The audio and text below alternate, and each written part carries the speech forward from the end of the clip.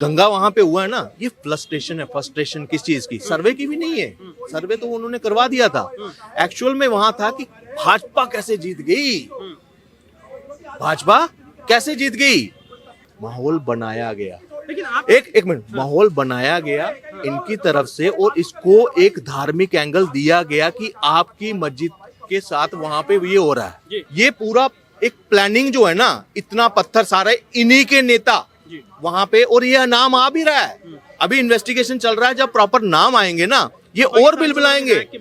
आ रहे, जहां जहां सपा मजबूत होगी वहां गुंडा राज फैलेगा, और जहां जहां भाजपा होगी ना, वहां गुंडा राज खत्म होगा। वहां की बेटियां सुरक्षित, वहां के लोग सुरक्षित, वहां का व्यापार सुरक्षित, सब कुछ है।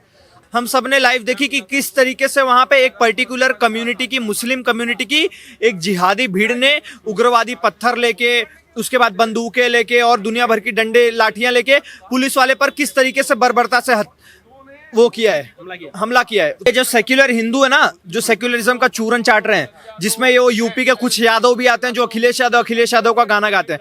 अब उनको मैं बता देना चाहूंगा, अखिलेश यादव के लिए भाईचारे का सबूत क्या है पता है? हमारे कार सेवकों पर गोली चल जाए, हमारे गौ संतों पर गोली चल जाए, प्लेसेस ऑफ वर्शिप एक्ट बना दिया जाए, हज सब्सिडी दे दी जाए, वक्फ बोर्ड बना दिया जाए, ये सारी चीजें भाईचारे का प्रतीक है। यही 15% वोट अखिलेश यादव को आजीवन हराने का काम करेगा। यही 15% वोट अखिलेश यादव के लिए एक विष का काम करेगा। नमस्कार, बहुत बहुत स्वागत है आपका हमारे चैनल पर। संसद का शीतकालीन सत्र चालू है और जैसे सभी ने उम्मीदें लगाई थी, ये सत्र पूरा धमाकेदार हो रखा है। आज सदन की कार्रवाई होती है और समाजवादी पार्टी लगातार संभल के मुद्दे पर भारतीय जनता पार्टी को घेरने की कोशिश करी है। अखिलेश यादव ने लगातार बीजेपी पर निशाना साधा और कहा कि भाईचारे के अंदर खटास डाल रहे हैं, भाईचारा खत्म होता जा रहा है, हिंदू मुसलमान के चक्कर में सबको लड़ा रहे हैं। अब इसी पूरे मामले पर राजनीति गर्म हो चुकी है। कुछ लोग हमारे साथ जुड़े, उनसे पूछते हैं, बात करते हैं कि अपनी राय रखते हैं। संभल में दंगे होते हैं, अखिलेश यादव पहले मीडिया में सपोर्ट कर रहे थे, आज संसद में भी लगातार बीजेपी को घेरा गया। कह रहे हैं पुलिस और बीजेपी मिलकर भाईचारा खत्म कर रही है और फेक एनकाउंटर भी हुआ, और ये पूरी जो साजिश रची गई है ये पुलिस ने रची है। क्या कहेंगे?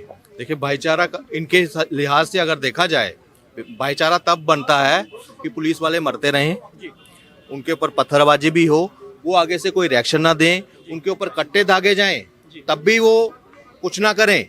आई बात समझ?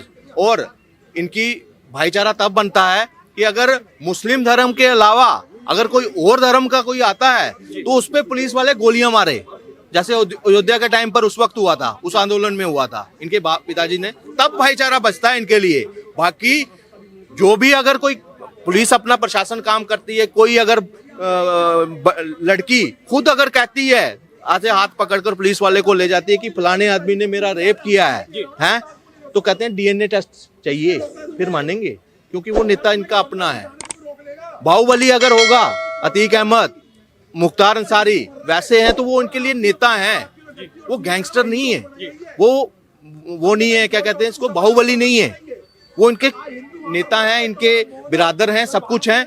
उनके ऊपर कोई उंगली उठती है तो क्या होता है? भाईचारा खतरे में आ जाता है। एक्चुअल में इन्होंने गुंडा राज को जो है ना, वो एक तरह से बीज लगाने का काम इन्होंने किया, इनके पिताजी ने किया वहां पे, और कांग्रेस पीछे और मायावादी जो तो थी ना, उन्होंने भी उनको पोषित करने का काम किया, और कुछ नहीं।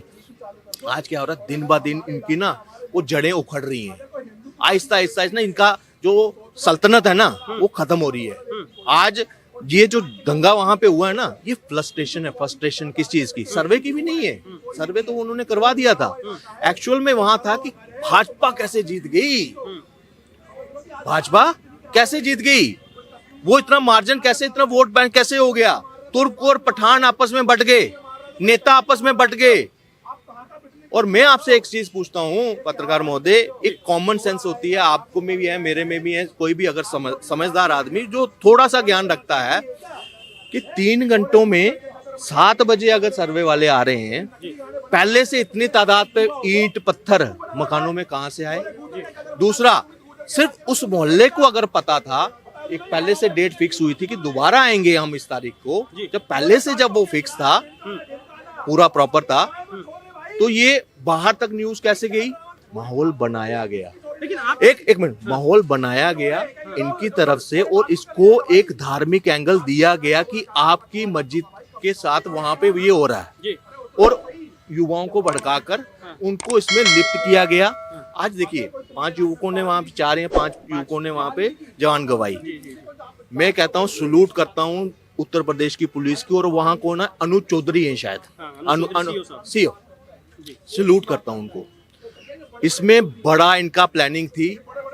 मैं कहता हूँ वो जाने गई, वो भी गलत गई, मगर ये नया हिंदुस्तान है। यहाँ कश्मीर में भी अगर पत्थरबाजों की जगह नहीं तो हम उत्तर प्रदेश में कैसे ले आए?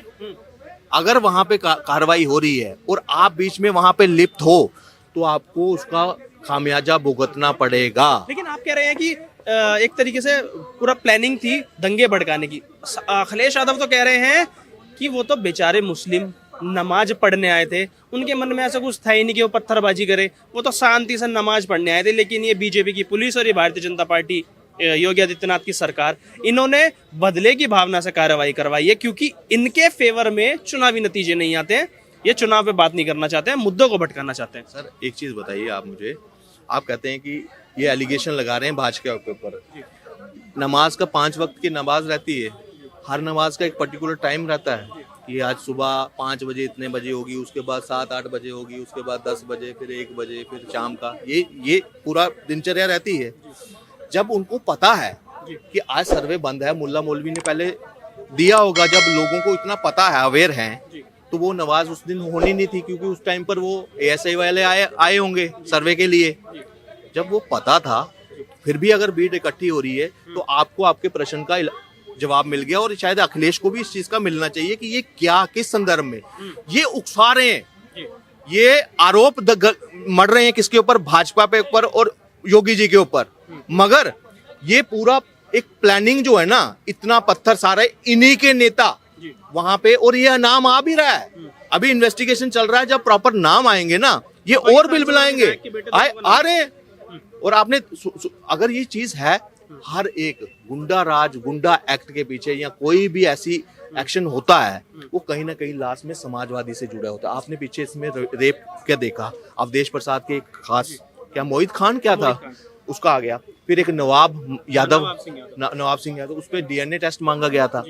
इस तरह की जब ये चीजें आती है ना, तो यहाँ पता लगता है कि गुंडा राज से पूरा लिप्त है, जो गुंडे की मानसिकता है ना बाहुबली वाली, वो पूरी की तरह जहां जहां सपा मजबूत होगी वहां गुंडा राज फैलेगा, और जहां जहां भाजपा होगी ना वहां गुंडा राज खत्म होगा। वहां की बेटियां सुरक्षित, वहां के लोग सुरक्षित, वहां का व्यापार सुरक्षित, सब कुछ है। आज इस चीज को डाइजेस्ट नहीं कर पा रहे हैं, क्योंकि इनका अगुवाई कहाँ से हो रही है? चुनाव लड़ना है, पैसा चाहिए, वो अगुवाई नहीं हो पा रही है। अब क्या करते हैं, कहीं हाफ वीडियो डालते हैं चुनाव के टाइम पर, कितनी 1 मिनट कुछ की वीडियो थी, वहां पत्थरबाजी हो रही है, वो नहीं दिखा रहे। मगर वो अनुज चौधरी अगर पुलिस दाग रहा है ना, अगर तो उसको वो 22 सेकंड की वीडियो डालकर वो कर रहे हैं। ये मैनिपुलेशन नहीं है, मतलब आपके काम का है, आप उतना वो कर रहे हो, एक समाज को भ्रमित में कर रहे हो, फिर कहते हो भाईचारा कोई और खराब कर रहा है। यही लोग हैं जिन्होंने भाईचारा पैदा होने ही नहीं दिया। संभल में हिंसा होती है, हिंसा होने के बाद अखिलेश यादव पहले तो बोल ही रहे थे कि यूपी पुलिस नाकाम पुलिस लगातार मुसलमानों को टारगेट कर रही है। संसद में भी लगातार हमला बोला और कहा कि नमाज पढ़ने गए थे बेचारे वो लोग, तो उन्होंने तो पत्थरबाजी की नहीं, पुलिस ने उन पर पहले लाठीचार्ज किया, उसके बाद कुछ पत्थर चल गए वहाँ। देखो सर, ये आज के टाइम पे अगर अखिलेश यादव को मैं बता देना चाहता हूँ, ये मुगल काल नहीं चल रहा कि यहाँ पे जो मुगल के जो भी बोलने वाले होते हैं राजदूत आके बोल देंगे कि ये घटना घट रही है तो उस पर हम मान लेंगे। सबके हाथ में फोन है, सबके हाथ में सोशल मीडिया है, सबके हाथ में इंटरनेट है। आज के टाइम पे कहीं की चीज पता करने के लिए हमें वहां जाने की जरूरत नहीं पड़ती, सब कुछ ऑनलाइन अवेलेबल है। तो सबने लाइव देखा, सब आप जैसे पत्रकारों ने भी दिखाया और बाकी सारे लोगों ने दिखाया, हम सब ने लाइव देखी कि किस तरीके से वहां पे एक पर्टिकुलर कम्युनिटी की, मुस्लिम कम्युनिटी की एक जिहादी भीड़ ने उग्रवादी पत्थर लेके, उसके बाद बंदूकें लेके और दुनिया भर की डंडे लाठियां लेके पुलिस वाले पर किस तरीके से बर्बरता से वो किया है, हमला किया है। तो वो हम सब ने देखा। तो अखिलेश यादव, हमें आपसे जानने की जरूरत नहीं है, और मैं ये डंके की चोट पे कह सकता हूं कि वहां पे जितने भी उग्रवादी पत्थरबाज थे वो सारे के सारे अखिलेश यादव द्वारा भेजे गए पत्थरबाज थे।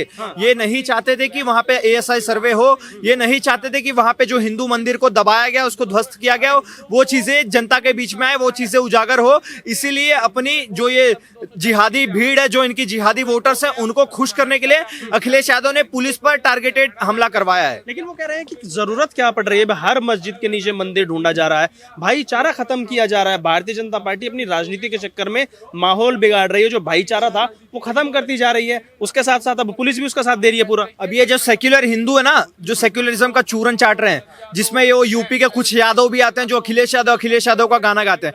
अब उनको मैं बता देना चाहूंगा, अखिलेश यादव के लिए भाईचारे का सबूत क्या है पता है?